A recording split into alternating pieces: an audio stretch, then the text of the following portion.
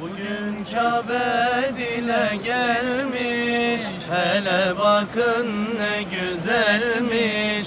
Hasreti gönlümü delmiş, beni Mekke'ye götürün. Hasreti gönlümü delmiş, beni Mekke'ye götürün. Gönlüm Mekke'yi arzular, andıkça gözlerim dolar. Ben de geleyim hacılar, beni Mekke'ye götürün. Ben de geleyim hacılar, beni Mekke'ye götürün. Susamışım yana yana, zemzem içsem kana kana.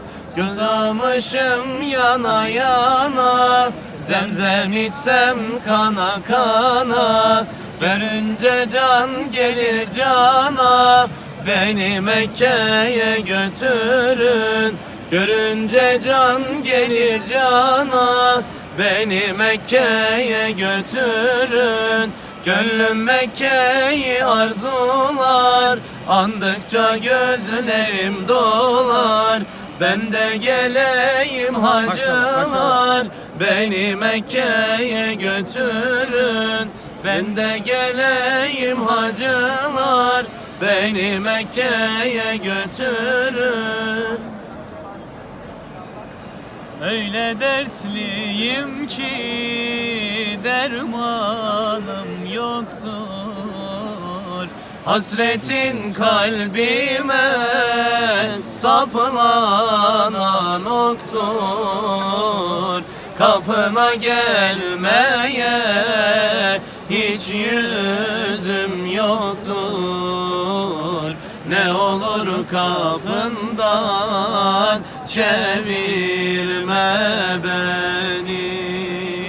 Kapına gelmeye hiç yüzüm yoktur. Ne olur kapından çevirme beni. Sana geleceğim, açılsın yollar. Bitmiyor hasretim, içim kan ağlar. Bu gönül derinden ah edip sızlar. Senin aşkın yakar beni, yakar sultanım. Senin aşkın yakar beni, yakar sultanım.